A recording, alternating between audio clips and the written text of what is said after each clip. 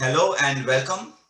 This is Suchit Ahuja, and I'm here to present the series in Pioneers in Frugal Digital Innovation. I'm pleased to be joined by Joseph Olasa, who's the co-founder and CEO of Nuvio Ventures. He needs no introduction, and he's one of the real pioneers in frugal innovation and connecting it with digital innovation and digitalization. So I will let him speak about his experience and journey and tell you more fully about how the frugal digital innovation space is shaping up to take us sort of to the next level in frugal innovation, and also what we can learn from both from frugal innovation and digital innovation that might be mutually beneficial to both disciplines. And so I am eagerly looking forward to listening to Joseph speak and to learning from his experiences and his slides. So welcome, Joseph. You're the first speaker in our Pioneers in Frugal Digital Innovation series, and over to you. Thank you, Suchit, and thanks for the team also for inviting me. Like you rightly said, Suchit, the concept of frugal innovation and even more the digital angle of frugal innovation is very new. So I think it's very exciting to be sharing about the kind of initial traction we are starting to see in the market. So we kind of talk about what we do with the corporate world. So I'll talk about that a bit, right? So before I start, I'll talk a bit about my own background. So I've been with, the IT services industry. I was, involved with a company called Mindtree. So been with them for, close to 13, 14 years, wherein I was involved in when it got started or got to a certain size, and then was part of the journey as it grew. And, today it's about more than $1 billion US in revenue, right? And as I led some of these leadership roles across Asia, Middle East, UK, Europe, and the US, what we've seen was, over the years, initially it was always interest around IT, right? So IT is important, but IT was also seen as more a back office function, right? Over the years, however, IT started to become more mainstream. From it starts just being seen as a function, one of the functions that the management team needs to manage. The CEO or the board started to really take a lot more interest in the IT, right? And over the years, what also happened was, as IT became mainstream, the interest to become innovative as an organization or as a business, also had to have a huge IT connect to it, right? And that slowly has led into kind of IT being kind of rebranded to be called digital now. And also the whole interest to say that, being IT oriented as a business is not just about implementing some systems, but to kind of really transform. And I think that's why today you hear a lot more about terms like digital transformation, right? So our interest, and personally my own interest, has been around the innovation side of this entire transformation. And luckily for me, as I was running some of these large engagements, running the business unit for travel and retail for my previous employer, I got the opportunity to work with some, global innovation teams of large corporations, right? And as I went through that, how they are approaching, I also got lucky to have connected with Jaideep Prabhu, who's a professor at University of Cambridge, and wherein he, along with a colleague, has been looking at innovation, especially frugal innovation, for the last decade or so. And they've written two books as well, one of which, called Frugal Innovation, has become a path leading one as well, right? And what we have done is, so along with few colleagues, we then started this company called Nuvio Ventures. So through Nuvio Ventures, we partner with corporates, help them to initiate innovation, bringing frugal innovation principles and methodology. And I'll talk some of these examples in my slides, right? So with that as a background, let me now move on to the very first slide, right? Because one of the things when I spoke with Suchit as well, we agreed was that the word frugal innovation can mean lot different things to lot people, right? So one easy way, Jaideep in the book, so what you see on the slide is this book, it's published by The Economist. The core of what they have said is that the way to innovate frugally is the art of overcoming harsh constraints. So one key point to remember is harsh constraints, right? And today's world with the pandemic, you can start to relate when somebody says, what are harsh constraints, right? The second key point to also remember is limited resources, right? So, if you were to associate with the R&D center, wherein you say, okay, every resource needed to do the R&D is available, versus suddenly you kind of take away about 80% of that. How can you still be able to innovate? And the ability to improvise. It's not about, okay, I just had these constraints and limited resources, and then just magically one day, I had this great innovation idea, or it all just happened, right? And one way they try to simplify it, is saying that how to do more and better with less. So it's like, if you see, more and less are opposites. So how can you do more with less, and also not just more, do it better, right? And one other angle I'll mention is the initial few slides in this PPT. Typically, when there is an event, Jaideep, the professor at Cambridge University, and I present together. So the next few slides are actually presented by Jaideep, wherein he talks about the concept. He talks about examples of frugal innovation outside the corporate world, right, or outside the technology world, outside IT and digital, etc. And then I come in to talk a bit about how have we taken these examples and these uh, methodologies to the corporate world. Okay. So now I'm moving on to the next slide. Now, if you see the principles to guide frugal innovators, it looks very simple, right? It's almost like very layman, very simple. And I think that's the beauty of the model. And that's personally for me what attracted me to this whole, area.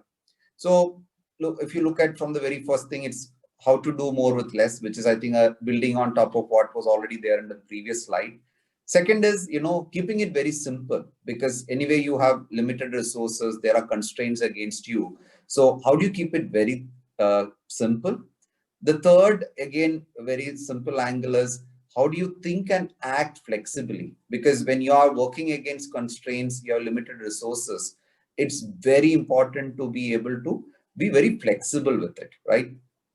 And the fourth point is, how do you kind of start to see opportunity when these constraints or adversities are there?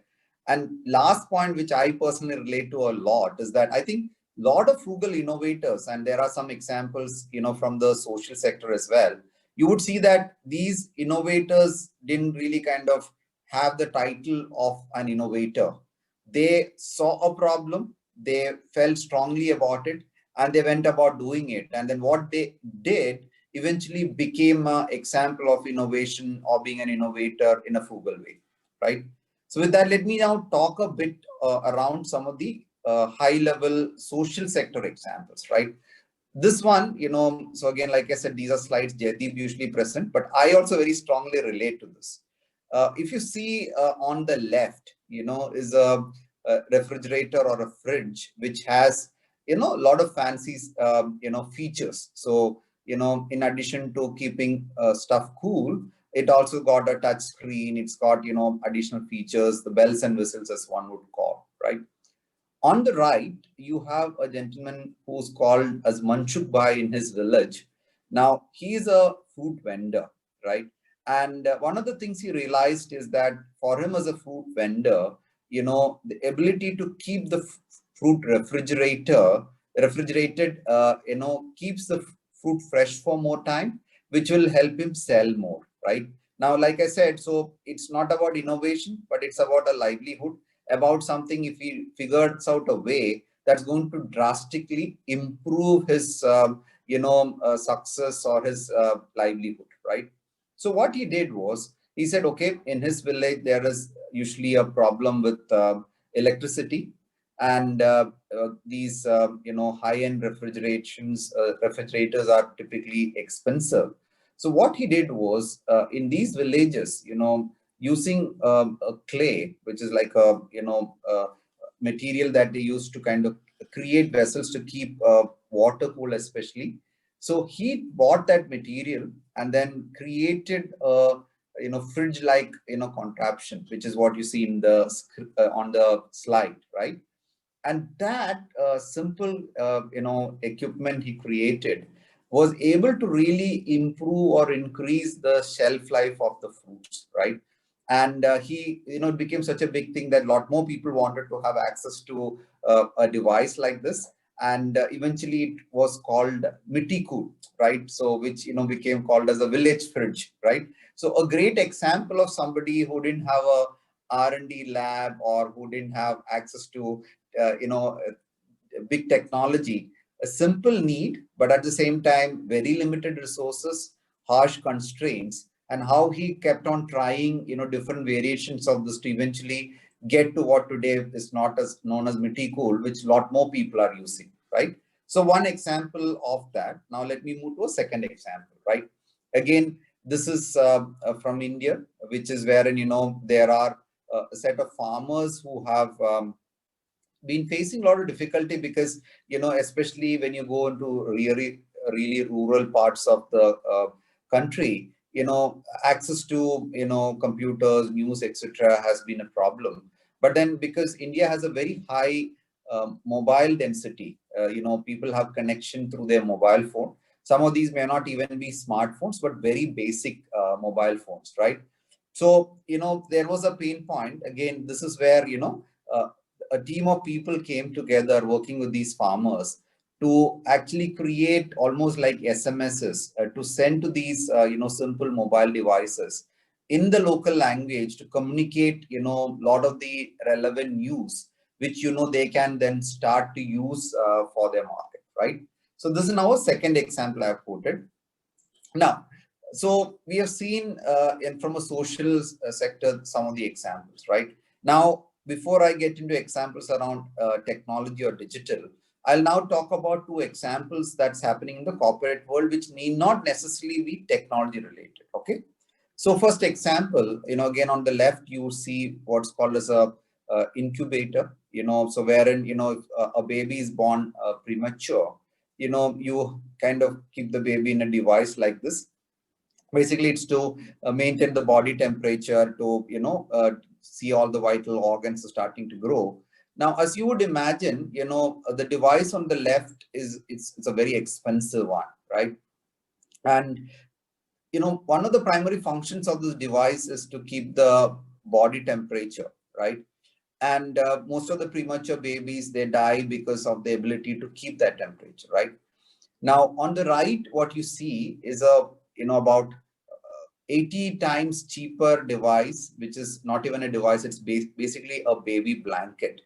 What the team behind this, what they did was they actually worked with some of these space equipment makers, especially the guys who make these suits for astronauts, etc., where these material can keep the temperature for anyone who's using it, right? So using the same technology, they created this, and it serves about 80% of what this fancy equipment on the left can do, right?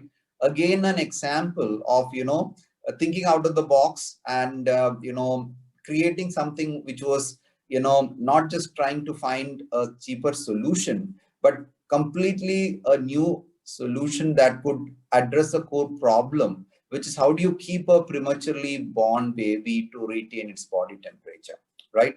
So this is one example. Now, second example is a bit more relatable to most of us, especially if you have kids. When they are young, they are usually very scared of going to a doctor, right? And this example is wherein, a team of, students, college students, they kind of, as part of the project, they kind of looked at an option to say, okay, especially, for some of the earaches, is there a simple solution that they can create which doesn't necessitate the parents to take the kid to the doctor, right? And what you see here is they created a very simple attachment to the mobile phone, using which, the parent can take images and send to the doctor. And then, based on the severity, they can kind of get some medication without actually dragging the crying kid to the doctor, right? So again, two examples of, how the corporate world is also slowly starting to bring innovation, right? Now let me move on to the core of why we are having this chat today is the technology innovation or the digital innovation that's happening in the corporate world or the enterprise world, right? So this is where we come in. So if you see my own background, the team behind it, we all work with senior tech leaders, CIOs to help them bring technology to their corporate world, right? And as we've initially started to work with a lot of them, right, they started to kind of share with them us, all the gaps that were there. And we were able to kind of consolidate all of this to about 5 points, right? One key thing, which was even a revelation for us, was that it's not so much about the lack of ideas in the corporate world, right? The enough and more people, coming up with ideas, especially as with a lot of us using smartphones, right? We are used to, the Ubers and Facebook. So we are used to consumer technology. So everyone is like thinking, okay, how can I bring a similar app or a technology to my workplace as well, right? So lot of ideas, but the problem is that an idea just won't convert to a product. You need to nurture them, right? So I think first feedback we got was it's not so much an idea problem, but how do you really take an idea to progress it? The next thing that they said is, okay, so you have got ideas, you have started to shortlist some of them, but how do you really know which ideas are the ones you could progress? Because a company can't just sit and work on every idea, because then that's the only time they'll even have, right? Then the next thing that they also said was, when they started to come together as a team to qualify ideas, they're realizing that the number of good ideas are hard to come by, right? And then the next question was saying, okay, if some of these ideas are not really fully formed, you really need to work on it. You really can't kind of throw a lot of money at every idea, right? So they were saying, is there a way to nurture some of these ideas in a limited budget, such a way that, let's say, my innovation budget is $1 million US, right? Now, every idea I'm going to nurture is going to, let's say, cost about 300, 400K USD, then I can only do 3 or 4 ideas at a time. Instead, if you can do it at, let's say, 100K, then straight away you can do 10 ideas at a time, right? So they were a question to say, is there a way to pick some of this for a limited budget, right? And last but not the least, while there are a lot of teams created for innovation, very rarely is there a dedicated budget for it, right? It's more like, okay, present the idea, get the buy-in from the management, then they get a point budget for 3 or 4 ideas, then they work on it, show something, then they go back, get another set of budgets, and so on and so forth, right? So these were some of the feedback or challenges we heard from IT leaders or digital leaders in the corporate world, right? So what we then did was, we said, okay, now as a partner to this, we should be able to help them do this journey. So under Nuvio, we created a services company which was more focused on innovation-led product engineering, which is called Ignito, right? Under Ignito, we took a very simple model. So working with Jaydeep, integrating those principles, we said one way to work with them is to first work with the corporate to ideate, right? Because like you saw on the previous slide, there has been a feedback to say we need somebody to work with us to help, qualify the idea, figure out a way to build the idea, etc. Right? So we said, okay, we'll ideate with you. Once we ideate with you, we need to work with you to create something, right? That's what we are called as the orchestrate phase, right? And once you orchestrate and create, what's like an MVP within a limited budget, now a lot of these systems or digital solutions we create, there needs to be an ability to then integrate into the core systems of the corporation, right? And that's where the integrate phase comes in. And then finally, we help them operationalize all of this so that they can start to use these ideas which they worked with us to innovate and put it into the system, right? And some of these products that we develop with the corporates, right, they turn around and say, this is really shaping up into a great solution. But then, we don't see ourselves building this product further. And that's why, as Nuvio Ventures, which is the parent company, some of these we are able to work with the corporate to spin out a standalone companies, wherein that's what's called a startup incubation, right, and scale it up, right. Now I'll talk about 2 or 3 examples of what we have done in the corporate world. The first example is, I'm sure many of you heard about the buzzword digital transformation, right? And a lot of people, especially in the IT world, would say that how is this different from what was happening with IT, right? So as IT evolved, like I said earlier, we started to put in systems for a lot of things we do. So we communicate via email or chat, or on video calls and audio calls. Like now, we kind of have systems in place for our HR. We have systems in place for our supplier management, vendor management, consumers. There's a lot of systems we have put in place over time, right?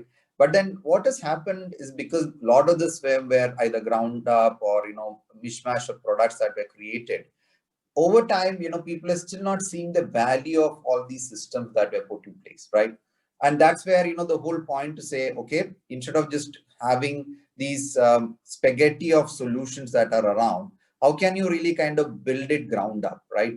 And great examples we have seen as, okay, instead of these companies which are trying to kind of just put in a solution for what they already do, but fundamentally change that. If technology is available, we should change the way we work, is where examples like the Blockbuster and Netflix come in, wherein all Blockbuster did was all their processes, etc., they just put in software or systems in place to manage it. Whereas Netflix said, if you're going to put in a software or IT for all of this, let's fundamentally rethink the business, right?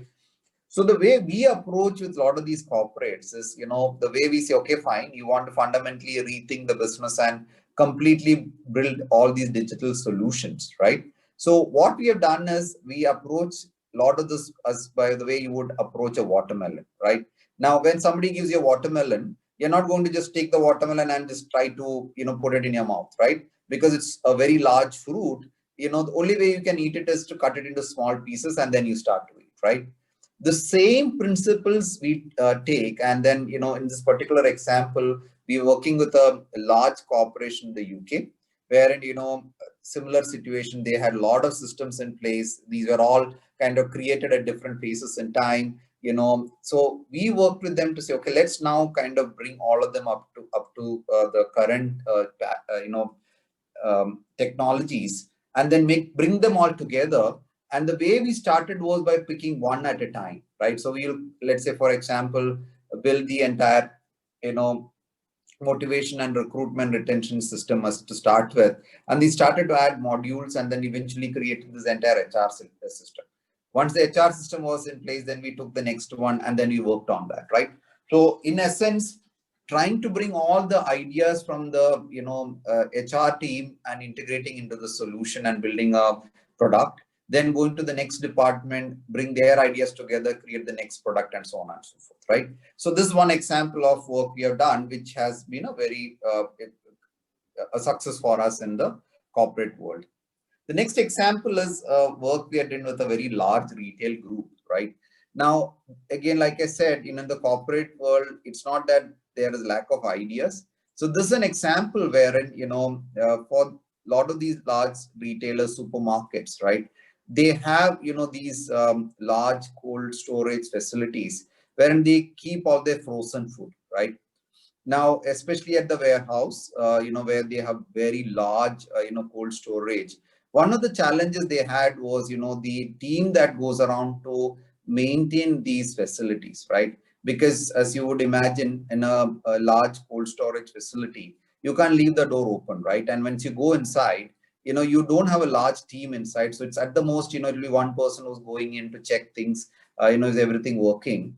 And one risk is that, when the person is inside, if the body temperature drops below a point, the person can faint and collapse in the room. And then, if somebody doesn't know about it, that's precious moment, and you could even lose a life, right? So the simple idea that we worked with this corporate was, how can we kind of, create a simple solution in which, so it was almost like an idea from them, but then we brought in our, technology or the digital experience, wherein we said, okay, a lot of these people carry mobile devices. So we created a simple app on the mobile device of the employee, wherein, every time they would go into a facility, they will, check into the app and say that I'm entering so and so facility, and I expect to finish my job in 10 minutes, 15 minutes, or whatever, right? Now, if within 10 minutes, if the employee doesn't finish the job and come out, what it does is that it triggers an alert to the employee's manager and also to the manager of that local facility, right? So, which then, helps them to kind of say, okay, so and so has gone in. It's like, uh, 10 seconds or 1 minute later, and we're still not having. So then someone can rush in to check if all is fine, right? So that is again another example of, a simple idea, a simple solution, very limited resources, what we created, which had a huge impact because, once it, it got mentioned at a board level because it was about, saving lives and making a big impact to the team. And that was received very well. My last example is a work we did with a large airport, wherein, one of the challenges the team said was, especially for low cost airlines, right? Their, key point is the ability to quickly turn around aircraft when it comes to a deboard, right? So let's say a plane aircraft has come in, the passengers have gotten off. Now, the time it takes for them to clean and then onboard the next passenger is precious time that the plane is sitting idle, right? And one of the things they said was, while there are all these fancy software to do maintenance and repair and all of it, at the gate, a lot of these minor repairs that are need to be done is still kind of done in a manual way, wherein somebody scribbles somewhere, they, communicate on walkie-talkie. And then eventually, after the aircraft departs, then they manually enter all this into a system, right? Which fundamentally defeats the whole purpose of having a solution in place, right? And we worked with this airport to create a solution which, not only had a mix of, some mobile solution. We even introduced things like smart watches, so that, some of them who want to communicate error, maybe they are busy doing the stuff, so they could, kind of just tap on the watch to send some of these notifications for their colleagues to, let's say it's a spare part they need, and again, to be clear, these are not like major repairs. These are very minor things where, some small thing needs to be changed or fixed or something like that. And there they are working to a timeline. So ability to send notifications on these devices became a very critical point, right? So these are now three examples. So I'll conclude now by saying that, yes, frugal innovation is happening in our market. And there are examples like I showed you with, even non-IT, non-digital ones, right? There are some who are already doing it, like I gave you the examples. And, there are even more who are starting to take a keen interest, right? So with that, I will, conclude my presentation. Over to you, Suchit.